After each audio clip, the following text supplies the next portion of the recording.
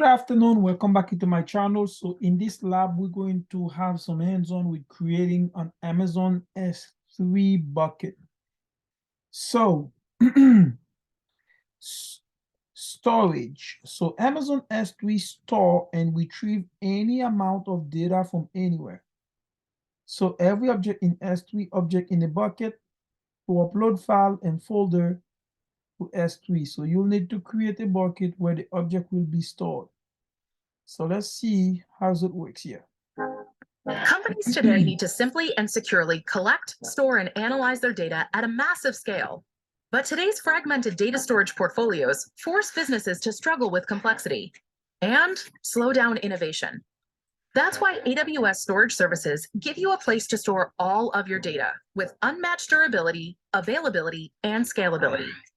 With a reliable infrastructure, tools for compliance, security, and storage management, a massive ecosystem of integrated third-party software and systems integrator partners, and that works with your business processes and even enhances those processes by allowing anyone to securely run queries of their data without moving it to a separate analytics platform. Amazon Simple Storage Service, or S3, lets you collect, store, and analyze data in any amount from anywhere. First, durability. With the largest global cloud infrastructure, Amazon S3 was built from the ground up to deliver 11 nines of durability. S3 Standard Infrequent Access, and Amazon Glacier storage classes store all of your data redundantly across 3 availability zones that are separated by miles on separate power substations and connected to other AZs and the internet on multiple, physically separate fiber paths, keeping data written to a single AWS region protected, even in the event of an entire availability zone loss. S3 One Zone IA gives you the option to store reproducible data in a single AWS availability zone, trading lower fault tolerance for lower cost. And with all of these storage classes, you have the ability to replicate that data to any other AWS region. Second, security and compliance features. S3 supports 3 different forms of encryption and offers sophisticated integration with tools like AWS CloudTrail for auditing. It's integrated with Amazon Macie, a machine learning service that can automatically discover, classify, and protect sensitive data. And it supports the security standards and compliance certifications that help satisfy compliance requirements for virtually every regulatory agency. Highly regulated organizations, like Capital One, say they can operate more securely in the AWS cloud than in their own data centers. Third, management. Amazon S3 gives storage administrators the most flexible set of storage management and administration capabilities for classifying, reporting, inventorying, and analyzing data. This means you can understand what data you have, make the best decisions about it, and automatically keep your costs down. Amazon S3 also works with AWS Lambda, so you can develop workflows without adding dedicated computing resources. Next, query in place. Amazon S3 lets you run sophisticated big data analytics on your data without requiring you to extract and move the data to a separate analytics platform. Anyone who knows SQL can use Amazon Athena to analyze vast amounts of unstructured data in Amazon S3 on demand. And with Amazon Redshift Spectrum, you can run analytics against exabytes of data in S3 and run queries that span both the data you have in S3 and in your Redshift data warehouses. And now you can even query data directly in Amazon Glacier, making archive data useful without requiring a restore. These query in place tools make it simple for anyone to use simple SQL commands against your entire data set. And even when application data increases, automatic scaling means performance stays fast. And finally, the partner network. In addition to integration with most AWS services, the Amazon S3 ecosystem includes tens of thousands of consulting, systems integrator, and independent software vendor partners, with more joining every month. The AWS Marketplace offers software pre-configured to deploy on the AWS cloud. This means customers can easily use Amazon S3 with popular solutions for backup and restore, archiving, disaster recovery, data lakes, and many more. No other cloud provider has more partners with pre-integrated solutions. Amazon S3 is the single place for whatever data your business needs to store, manage, and analyze. Start your AWS journey today at aws.amazon.com/S3. All right, so thank you so very much for taking the time to watching this. Go over this video to basically have an understanding about what S3 is and why is it used for and how powerful is S3. So basically now let's not wasting time. Let's go ahead and click here on create bucket. So even though you see there's a default name here, which is my AWS bucket. Now keep in mind that every bucket name have to be unique. And say for instance, if I call this bucket test, and if I scroll down here and click create, you see it says that bucket with the same name already exists. So you have to have a set of name that's being unique into that. But I could call this say Tom. Oh, sorry. Let's call it Tom lowercase. Tom test bucket. And hopefully this name is available. Says bucket names must not contain uppercase. Okay. That's like it's not contain bucket name must not contain uppercase. So we're good. Okay, so with this Tom test is already exists. So let's call this S3. Okay, Tom test S3. So what are we gonna do? We going to choose a region. So we have this AWS East Virginia. That's the nearest region that close to us. We're gonna leave it like that as default, and we have here to choose a bucket. That's if you have had a bucket, so you could select it to choose it, but I don't have one, so I will not choose any bucket. Now, the other tricky thing about that is that you will notice that on the right hand side, on the top right hand side right there is what you call on the top right that the console says that it's a global selection for the Amazon S3 services. So this one here. So what that means is that within the S3 services, you will see your buckets across all regions in one view. But remember that your buckets are not global. So your buckets are created and live only within one region. So let's go ahead and pick one region. And the object SLA ownership, we're gonna leave this as default. And scroll down, block all public access. This is not something that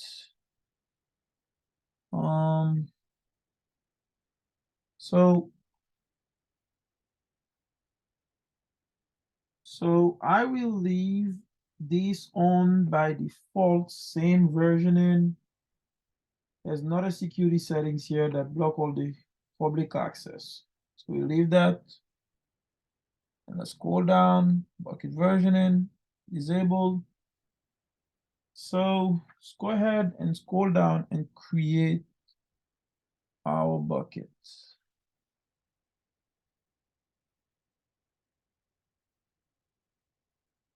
Okay. Why don't we just do this one?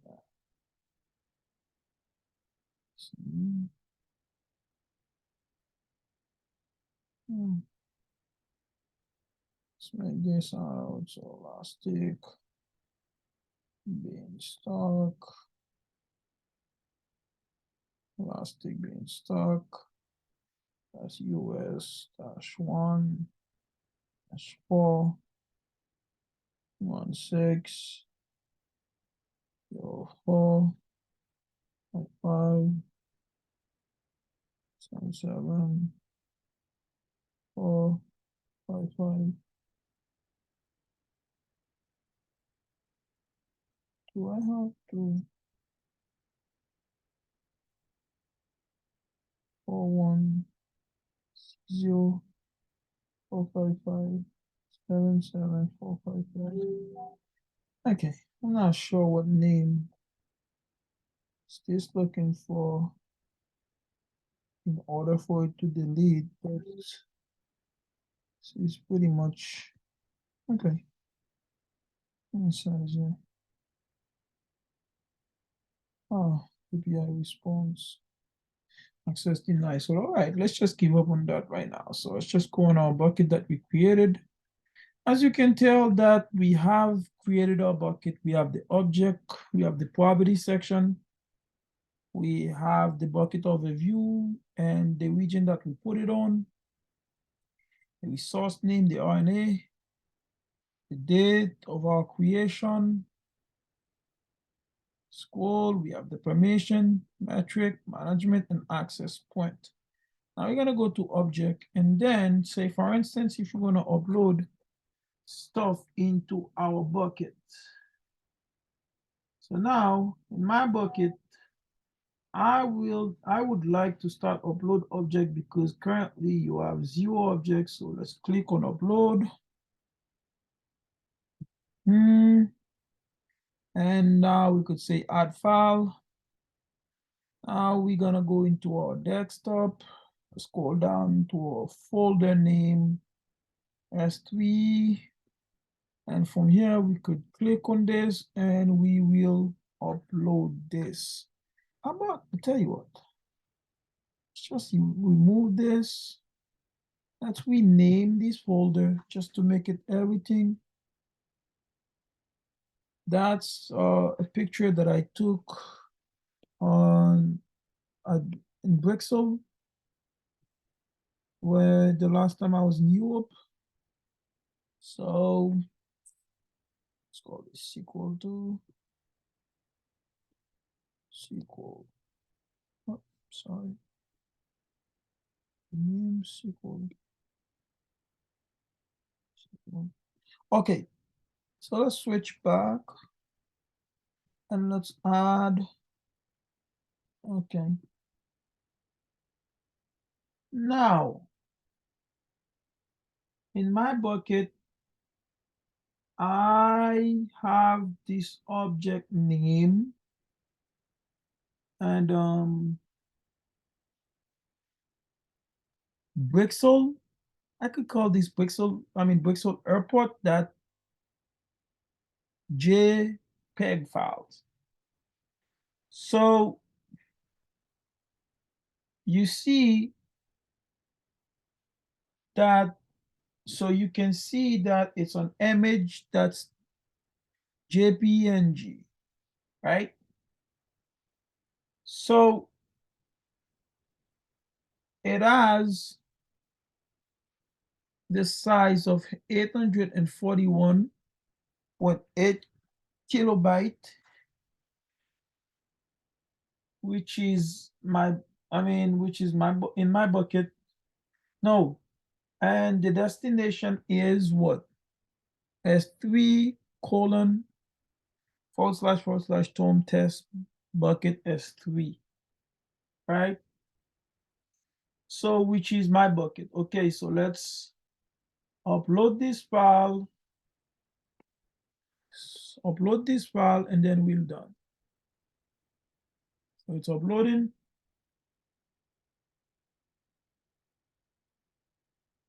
So I can close this on the right hand side. Now, back into my bucket, I can see there is a Brixel.jpg file, right? And it's under my object. So I can do this now, click on it. I can click on it and have more detail around that file. So now that we have in the object page, we can see there's a look at bunch overview. So all these overview, right? So a bunch of properties where it's been uploaded, the size, the type, and there is an object, the URL right there.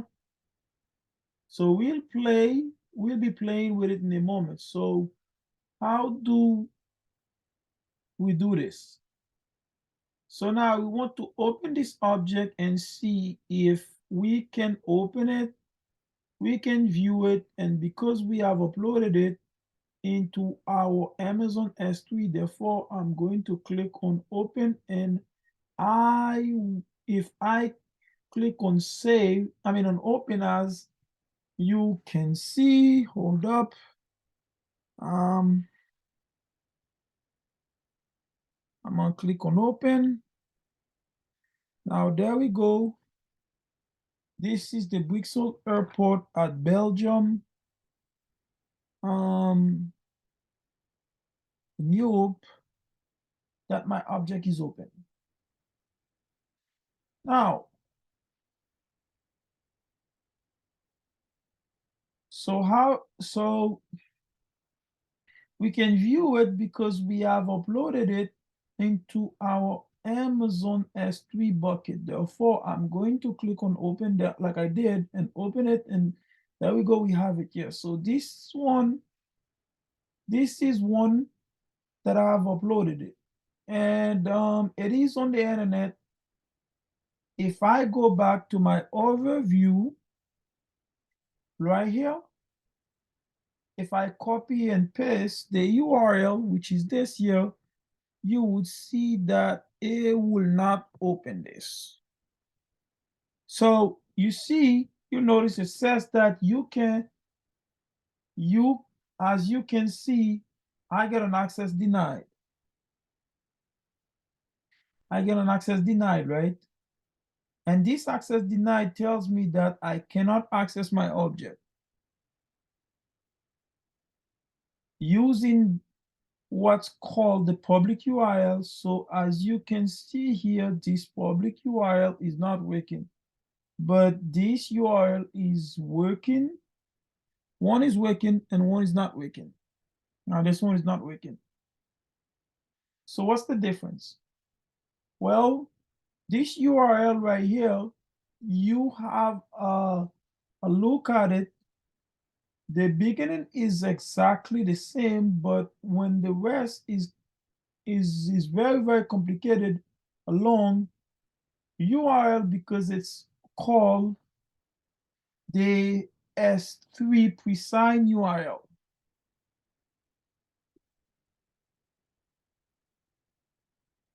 So it's called the S3 pre-signed URL. So this one is accessible and that is not. So why? Well, because this URL contains exactly a signature that verifies that I am one making the request. Now this one. And therefore it has my credential in it. And so because my credentials are encoded, this is the URL. Then the Amazon S3 says that, well, Tom is allowed to view his own object. Therefore, I will display it. That's this one here. So this public URL does not work, but this pre-signed URL with my own credential works. And obviously this URL is only for me. So we'll see how to make that object public later on. So on the public URL will function as well. So let's go ahead, let's go back into our bucket, and let's go back into our bucket. Let's click on it, bucket. Um,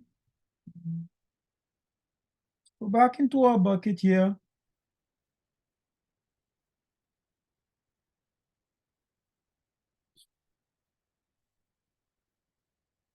Let's create a folder. I can call this folder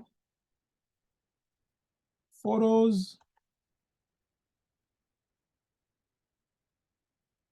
and I will leave it on server-side encryption. So server-side encryption, protect data at rest. Yes, I can leave it like that, and Amazon S3 keys, or either I could choose Amazon Key Management System. So I will leave this as default and I will create the folder. Now I can click inside of this and I can upload, I can add file, and I could pick this SQL Tegum. I will scroll down and upload, and I will upload my picture.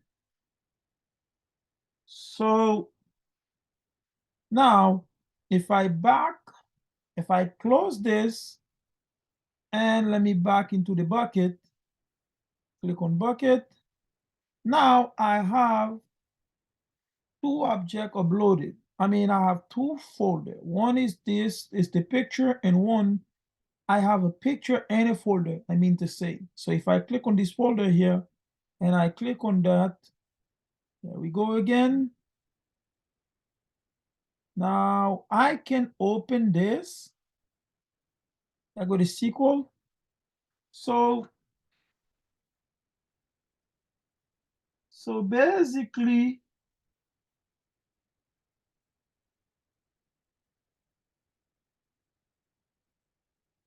so I have one object, but I can create a folder. In this folder name may be called, like I said, like photos, and scroll down and create this folder like I did. Within my S3 bucket, I uploaded this, and I have this. So this looks just like, the cloud storage service you used to know, such as Google Drive and Dropbox. This is exactly how S3 would work. It's like, it's no difference to Dropbox and Google Drive. So here we have something very similar in terms of user experience on Amazon S3. So of course I can go to image and I can delete the entire files. Let's delete. All I will need is either, see if it's gonna allow me to.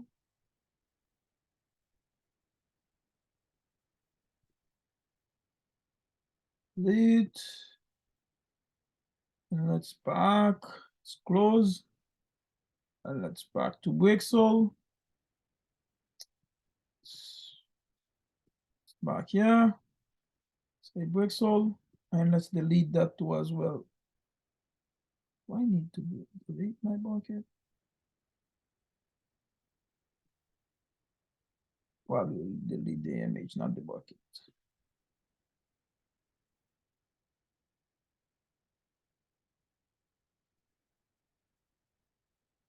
Okay. So that's it for this lab. Stay tuned for another lab configuration. I'll see you soon. Thank you. Bye-bye.